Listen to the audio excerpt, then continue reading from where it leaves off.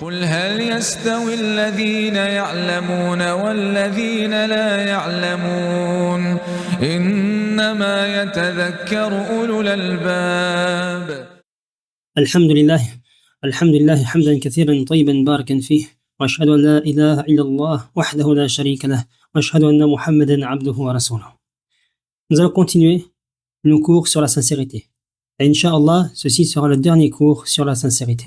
Dans ce cours, nous allons clarifier la différence entre ce qu'on appelle an-niyya, l'intention, et al-ikhlas, la sincérité. Car malheureusement, ces deux termes se confondent souvent chez les gens. Donc tout d'abord, an-niyya, l'intention, c'est de décider dans ton cœur l'œuvre que tu veux faire. Par exemple, tu veux prier la Asr, tu veux jeûner aujourd'hui, tu veux donner une aumône. Donc l'intention sert à identifier et préciser l'acte qu'on veut accomplir. Al-ikhlas, c'est quand cette intention est entièrement tournée vers Allah subhanahu wa ta'ala. C'est-à-dire qu'on fait cette chose dans le but d'être agréé par Allah subhanahu wa ta'ala, sans vouloir plaire aux gens, ou bien chercher autre chose. La sincérité, c'est purifier l'intention en recherchant par cette action le visage de notre Seigneur, Allah ta'ala. On va donner quelques exemples pour bien comprendre. Une intention sans sincérité. L'acte existe, mais il ne vaut rien auprès d'Allah ta'ala, comme prier pour être vu. Une sincérité sans intention claire. L'acte, il est confus. Par exemple, une personne qui entend l'adhan, il sort de chez lui et il suit les musulmans pour aller prier à la mosquée. Il fait son action sincèrement pour Allah. Mais il ne sait même pas c'est quelle prière qu'il va prier à la mosquée. Il rentre dans la mosquée et suit les musulmans.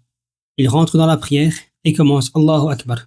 Selon les savants de la jurisprudence, une telle personne ne pourrait pas valider sa prière parce qu'il n'a pas eu l'intention de faire la prière du moment. C'est-à-dire, il n'a pas pris l'intention, par exemple, de prier la prière de l'Asr, alors que c'était la prière de l'Asr que les gens ont prié. Donc, il faut une intention claire. Quand les deux sont réunis, c'est-à-dire lorsqu'il y a l'intention et la sincérité, c'est là que l'action est correcte. Et c'est ainsi que l'action sera acceptée par Allah, Inch'Allah, s'il le veut. Certains savants expliquent que la sincérité, c'est une intention totalement purifiée et consacrée à Allah Ta'ala. Donc, la sincérité et l'intention ont chacune leur propre définition, mais elles sont si proches qu'elles se rejoignent souvent. C'est pourquoi quand on parle de sincérité, on évoque souvent l'intention, et quand on parle d'intention, on évoque souvent la sincérité. Dans le langage courant, on emploie parfois l'intention comme synonyme de sincérité. Ainsi, quand on dit à une personne qui s'apprête à donner une aumône, par exemple, prends l'intention de le faire pour Allah. On veut, en fait, lui rappeler de purifier son intention par la sincérité et rechercher par cette aumône uniquement l'agrément d'Allah Ta'ala. Comme on parle de l'intention, je pense qu'il est très important de parler du jugement, de formuler l'intention avec la langue. Les savants ont clairement expliqué que l'intention se situe dans le cœur et non sur la langue.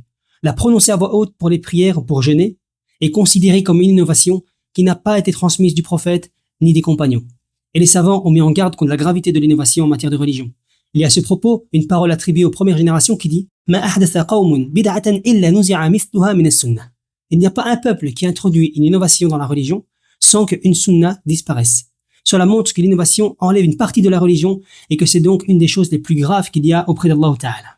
Cheikh al-Islam Taymiyyah, il dit « L'intention se situe dans le cœur, selon le consensus des savants. Si quelqu'un a l'intention dans son cœur sans prononcer de paroles, son intention est valide selon le consensus. Ça, c'est dans Majmou' al-Fatawa. Son élève, Ibn Qayyim, il dit dans Zad al-Ma'ad, lorsque le prophète, sallallahu alayhi wa sallam, se levait pour prier, il disait Allahu Akbar. Il prononçait rien avant cela. Il ne formulait pas l'intention. Pas du tout. Et il n'a jamais dit, je prie pour Allah telle prière, en direction de la Qibla, 4 unités, en tant qu'imam ou dirigé, en rattrapage, ou en prière à l'heure, obligatoire. Tout ça, il dit, ce sont 10, donc il a cité 10 choses, 10 innovations qui n'ont jamais été rapportées de lui.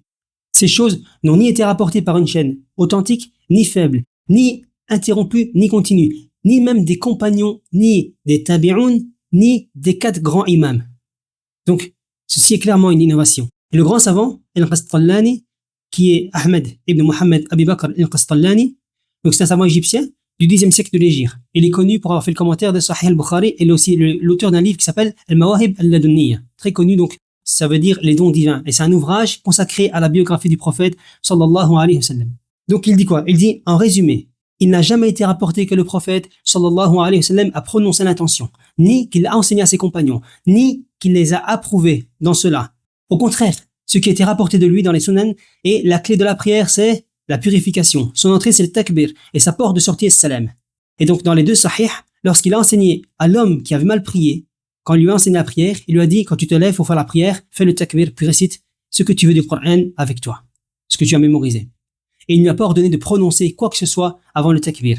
Il a ajouté, le prophète, sallallahu alayhi wa sallam, a accompli plus de 30 000 prières. Donc il a compté les prières que le prophète sallallahu alayhi wa sallam a accomplies durant sa vie. Donc en fonction du temps. Bien sûr, le prophète sallallahu alayhi wa sallam avait d'autres actions qui étaient des actions cachées. Mais lui, il a compté par rapport à sa vie, les années qu'il a vécues. Il dit, le prophète sallallahu alayhi wa sallam a accompli plus de 30 000 prières et il n'a jamais été rapporté qu'il ait dit « j'ai l'intention de prier telle ou telle prière ». Le fait qu'il ait délaissé cela est une sunna, comme ses actes sont une sunna. Et c'est par ces mots que nous allons terminer nos cours sur la sincérité.